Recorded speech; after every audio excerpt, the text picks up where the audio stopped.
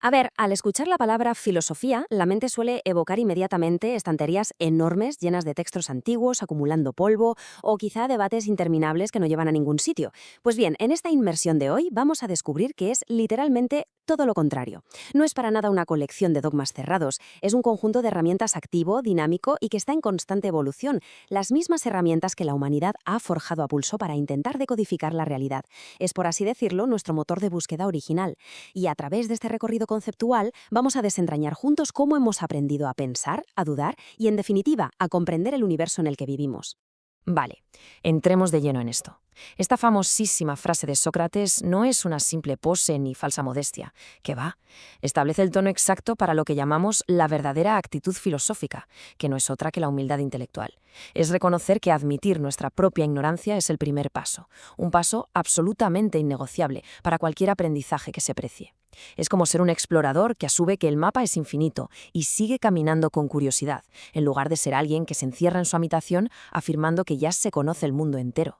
Y para no perdernos en este inmenso viaje, necesitamos un mapa claro. Nuestro recorrido será el siguiente.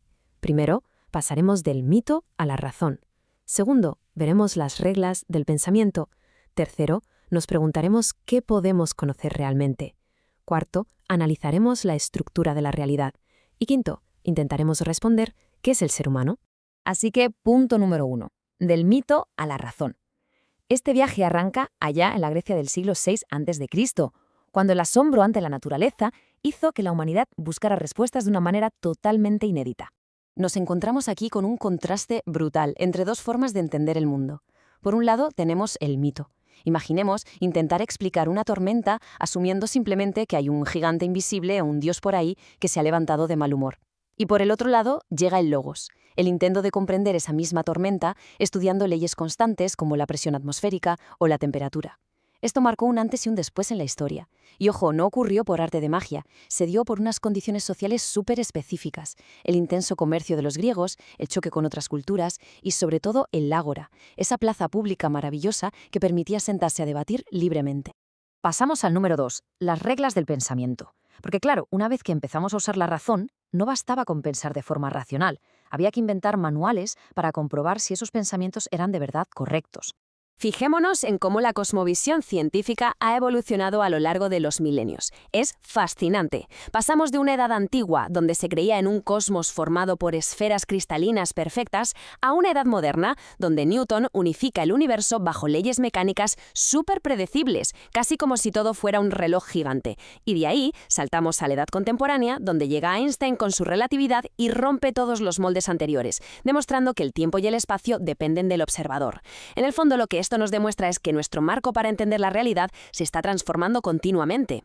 Pero al hablar de razonar, tenemos que hablar de lógica.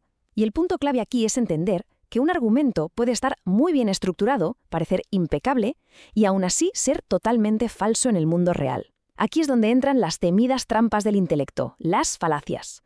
Son como espejismos mentales. A primera vista suenan genial, pero esconden un defecto profundo en su base. Tomemos un ejemplo clásico, la falacia del hombre de paja. Imaginemos a un esgrimista en pleno duelo. De repente, decide construir un muñeco de trapo, lo planta al lado de su oponente y se pone a apuñalar al muñeco para celebrar que ha ganado.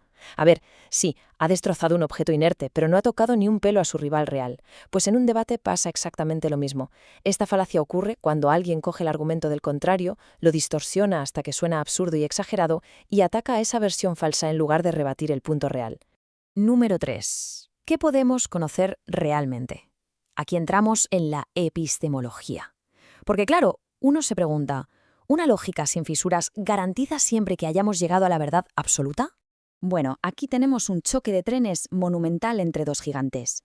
Por un lado, el racionalismo de Descartes, que nos dice que ya venimos de fábrica con ideas innatas y que la razón pura es la única forma fiable de llegar a la verdad. Y por otro lado, el empirismo de John Locke, que dice, no, un momento. Locke argumenta que la mente al nacer es una tabula rasa, una hoja totalmente en blanco, y que absolutamente todo nuestro conocimiento viene de lo que experimentamos a través de los sentidos. Básicamente el gran debate de si nacemos con un molde ya hecho o si somos un lienzo vacío esperando a que la realidad nos pinte. Para entender al racionalismo, pensemos en la famosa duda metódica de Descartes. Es exactamente como tener una cesta llena de manzanas. Si sospechamos que hay una sola manzana podrida que pueda estropear a todas las demás, la solución más lógica es vaciar la cesta entera y volver a meter solo las que sabemos al 100% que están sanas. Pues Descartes hace un borrón y cuenta nueva extremo en su mente. Duda de lo que ve, duda de si está soñando o despierto, e incluso llega a plantear que quizá haya un genio maligno manipulando su percepción de las matemáticas. Lo descarta absolutamente todo. Y justo ahí, en el fondo de ese abismo oscuro de dudas, es donde encuentra su manzana perfectamente sana. Esa verdad innegable, cogito ergo sum. Pienso, luego existo. Se da cuenta de que, oye, incluso si hay un genio maligno engañándole en todo, para poder ser engañado tiene que existir. El simple hecho de dudar requiere que haya alguien dudando. Y desde esta única certeza inamovible, como si fuera la primera piedra, comienza a reconstruir todo su conocimiento. Llegamos al número 4, la estructura de la realidad. Ya hemos establecido qué podemos conocer, así que el siguiente paso lógico en la metafísica es preguntarnos de qué está hecha realmente esa realidad que nos rodea. Este es otro debate histórico fascinante. Platón defendió un dualismo radical, como si existieran dos mundos completamente separados, uno material e imperfecto, que es el que tocamos, y otro mundo de las ideas, que es eterno y perfecto. En cambio, su alumno Aristóteles le dio una vuelta de tuerca a esto, con el ilemorfismo, argumentando que la materia y la forma van juntas en el mismo paquete. Es decir, para Aristóteles no hay un árbol perfecto flotando en otra dimensión paralela. Lo que hay es una simple semilla material que ya contiene dentro de sí la forma, el potencial de llegar a ser un árbol. La perfección está integrada en el propio desarrollo de las cosas, no separada de ellas. Además, al observar el mundo, los metafísicos se dieron cuenta de un detalle clave. Todo lo que nos rodea, ya seamos los humanos, los animales o las plantas, es contingente. Esto significa que existimos, sí, pero podríamos perfectamente no existir. Dependemos de un montón de factores externos. Esta idea es la que impulsó la búsqueda de lo que llamaron el absoluto, un ser necesario que sirva de cimiento para todo este universo contingente. Pensémoslo así. Al igual que una sombra necesita un árbol y una luz para existir, la filosofía clásica argumentaba que nuestra realidad, que es totalmente dependiente, necesitaba una base eterna e independiente para tener algún tipo de sentido. Ahora bien, cuando avanzamos hacia los siglos XIX y XX, el panorama da un giro radical, con los llamados filósofos de la sospecha. Ellos empezaron a analizar este concepto del absoluto y de la religión no como verdades metafísicas, sino como creaciones de la propia sociedad humana. Marx, por ejemplo, analizó la religión como una herramienta de control social. Nietzsche lanzó una crítica feroz al sistema moral, afirmando que limitaba la voluntad humana y proclamando la muerte de Dios. Y por su parte, Sigmund Freud interpretó todo esto como una ilusión, un mecanismo de defensa creado para darnos protección psicológica frente al miedo a la muerte y a lo desconocido. Y por último, número 5, ¿qué es el ser humano?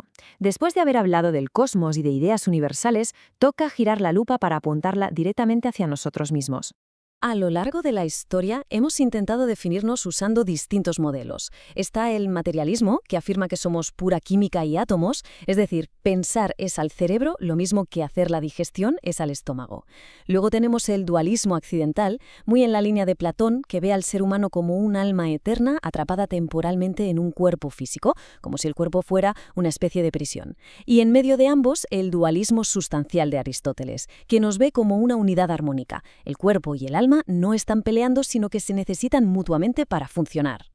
Pero cuidado, porque la filosofía moderna soltó una auténtica bomba conceptual con el existencialismo. Su máxima principal es que la existencia precede a la esencia. ¿Y esto qué significa? Pues que no venimos al mundo con un propósito ya escrito, ni traemos un manual de instrucciones bajo el brazo. Nacemos siendo un lienzo en blanco, y cada decisión que tomamos, cada acción libre, son las pinceladas que van definiendo quiénes somos. Es una libertad brutal, absoluta, pero también puede dar bastante vértigo, porque pone todo el peso y la responsabilidad de lo que somos sobre nuestros propios hombros.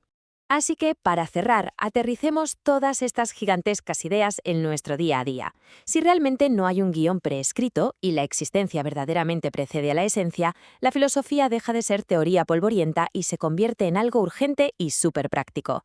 El conocimiento, la lógica y nuestra propia naturaleza se resumen en las decisiones que tomamos aquí y ahora. Así que la pregunta que queda flotando es, sabiendo todo esto, ¿quién elegimos ser hoy? Esa es la verdadera búsqueda de la verdad.